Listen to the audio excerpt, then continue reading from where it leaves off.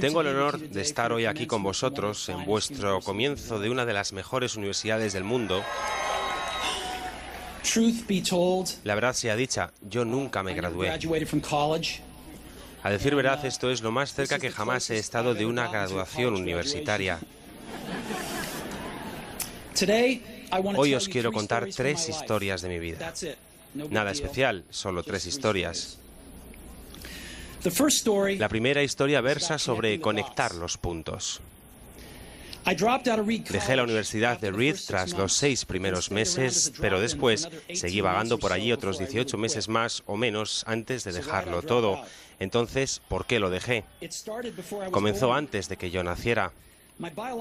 Ni mi madre biológica era una estudiante joven y soltera y decidió darme en adopción.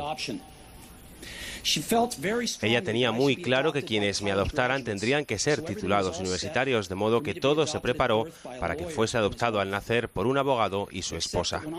Solo que cuando yo nací decidieron en el último momento que lo que de verdad querían era una niña. Así que mis padres, que estaban en lista de espera, recibieron una llamada a medianoche preguntando: «Tenemos un niño no esperado, ¿lo queréis?» «Por supuesto», dijeron ellos. Mi madre biológica se enteró de que mi madre no tenía titulación universitaria y que mi padre ni siquiera había terminado el bachillerato. Así que se negó a firmar los documentos de adopción. Solo cedió meses más tarde, cuando mis padres prometieron que algún día yo iría a la universidad, y 17 años más tarde fui a la universidad.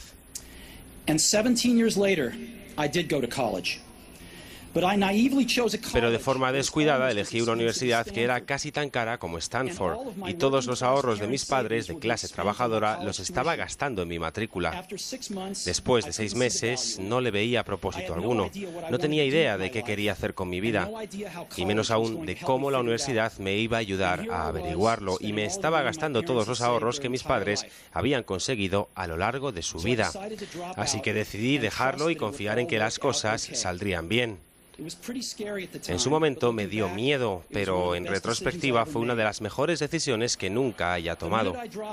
En el momento en que lo dejé ya no fui más a clases obligatorias que no me interesaban y comencé a meterme en las que parecían interesantes. No era idílico, no tenía dormitorio, así que dormía en el suelo de las habitaciones de mis amigos, devolvía botellas de Coca-Cola por los 5 céntimos del envase para poder comer y caminaba más de 10 kilómetros los domingos por la noche para comer bien, una vez por semana en el templo de los Hare Krishna.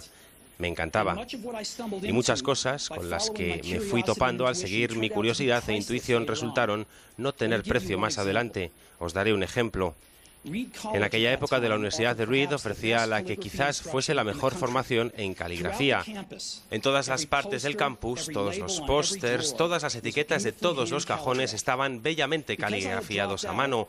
Como ya no estaba matriculado y no tenía clases obligatorias, decidí atender el curso de caligrafía para aprender cómo sería. Aprendí cosas sobre el serif y tipografías, sobre los espacios variables entre letras, sobre qué hace realmente grande a una gran tipografía. Era sutilmente bello, histórica y artísticamente de una forma que la ciencia no puede capturar. Y lo encontré fascinante. Nada de esto tenía ni la más mínima esperanza de aplicación práctica en mi vida. Pero 10 años más tarde, cuando estábamos diseñando el primer ordenador Macintosh, todo eso volvió a mí. Y diseñamos el Mac con eso en su esencia. Fue el primer ordenador con tipografías bellas.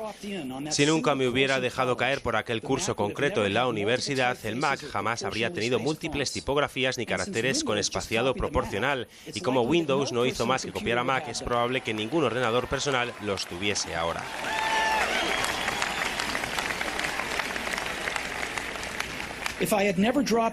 Si nunca hubiera decidido dejarlo, no habría entrado en esa clase de caligrafía y los ordenadores personales no tendrían la maravillosa tipografía que poseen. Por supuesto, era imposible conectar los puntos mirando hacia el futuro cuando estaba en clase. Pero fue muy claro al mirar atrás 10 años más tarde. De nuevo, no puedes conectar los puntos hacia adelante, solo puedes hacerlo hacia atrás. Así que tenéis que confiar en que los puntos se conectarán alguna vez en el futuro. Tenéis que confiar en algo, tu instinto, el destino, la vida, el karma, porque creer que los puntos se unirán te darán la confianza de confiar en tu corazón. Esta forma de actuar nunca me ha dejado tirado y ha marcado la diferencia en mi vida.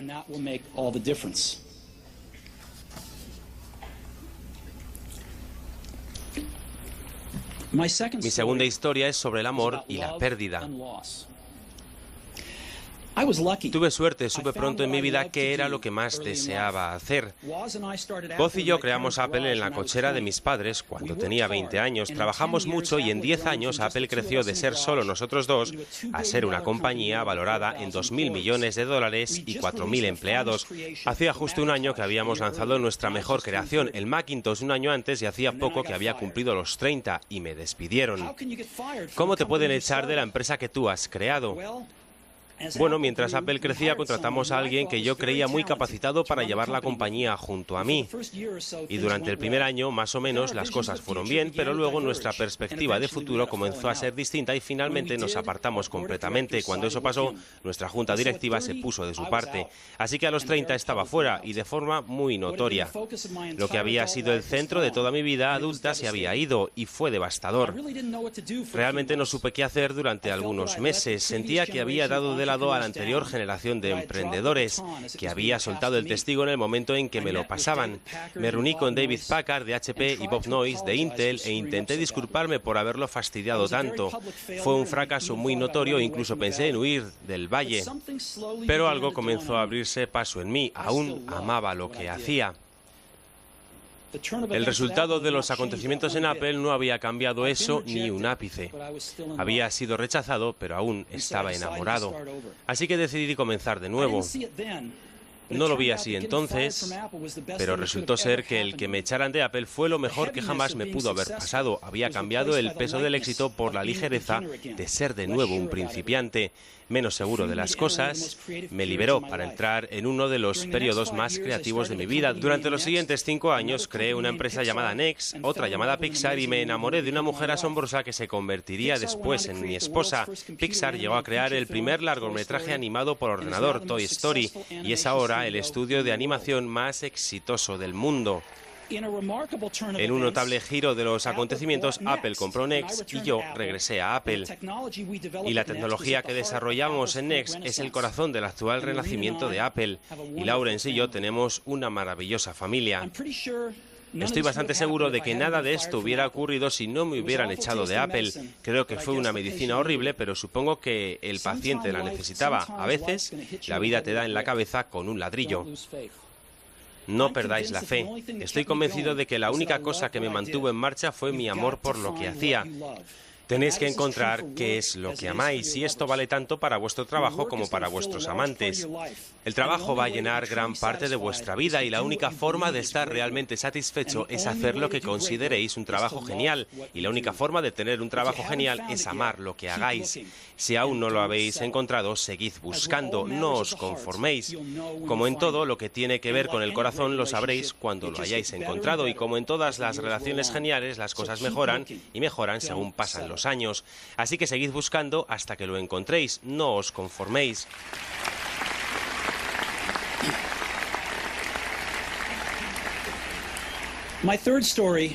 Mi tercera historia es sobre la muerte. Cuando tenía 17 años leí una cita que decía algo como: si vives cada día como si fuera el último, algún día tendrás razón. Me marcó. Y desde entonces, durante los últimos 33 años, cada mañana me he mirado en el espejo y me he preguntado: si hoy fuese el último día de mi vida, ¿querría hacer lo que voy a hacer hoy? Y si la respuesta era no, durante demasiados días seguidos sabía que necesitaba cambiar algo. Recordar que voy a morir pronto es la herramienta más importante que haya encontrado para ayudarme a tomar las grandes decisiones de mi vida. Porque prácticamente todo, las expectativas de los demás, el orgullo, el miedo, el ridículo o el fracaso, se desvanecen frente a la muerte, dejando solo lo que es verdaderamente importante. Recordar que vas a morir es la mejor forma que conozco de evitar la trampa de pensar que tienes algo que perder. Ya estás desnudo. No hay razón para no seguir tu corazón. Hace casi un año me diagnosticaron cáncer. Me hicieron un chequeo a las 7:30 de la mañana y mostraba claramente un tumor en el páncreas. Ni siquiera sabía qué era el páncreas. Los médicos me dijeron que era prácticamente seguro un tipo de cáncer incurable y que mi esperanza de vida sería de 3 a 6 meses. Mi médico me aconsejó que me fuese a casa y dejara zanjados mis asuntos. Forma médica de decir, prepárate a morir. Significa intentar decirle a tus hijos en unos pocos meses lo que ibas a decirles en 10 años. Significa asegurarte de que todo queda atado y bien atado. Para que sea tan fácil como sea posible para tu familia, significa decir adiós. Viví todo un día con ese diagnóstico. Luego, a última hora de la tarde, me hicieron una biopsia metiéndome un endoscopio por la garganta a través del estómago y el duodeno. Pincharon el páncreas con una aguja para obtener algunas células del tumor. Yo estaba sedado, pero mi esposa, que estaba allí, me dijo que cuando vio las células al microscopio, el médico comenzó a llorar, porque resultó ser una forma muy rara de cáncer pancreático que se puede curar con cirugía. Me operaron y ahora estoy bien.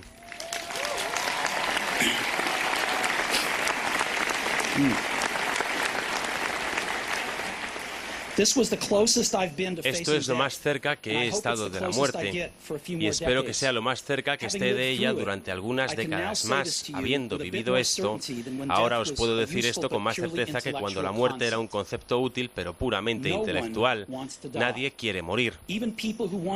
Ni siquiera la gente que quiere ir al cielo quiere morir para llegar allí. Y sin embargo, la muerte es el destino que todos compartimos. Nadie ha escapado de ella y así tiene que ser. Porque la muerte es posiblemente el mejor invento de la vida. Es el agente de cambio de la vida. Retira lo viejo para hacer sitio a lo nuevo. Ahora mismo lo nuevo sois vosotros, pero dentro de no demasiado tiempo, de forma gradual, os iréis convirtiendo en lo viejo y seréis apartados. Siento ser tan dramático, pero es bastante cierto. Vuestro tiempo es limitado, así que no lo gastéis viviendo la vida de otro. No os dejéis atrapar por el dogma que es vivir según los resultados del pensamiento de otros. No dejéis que el ruido de las opiniones de los demás ahogue vuestra propia voz interior. Y lo más importante, tened el coraje de seguir vuestro corazón y vuestra intuición. De algún modo ellos ya saben lo que tú realmente quieres ser. Todo lo demás es secundario.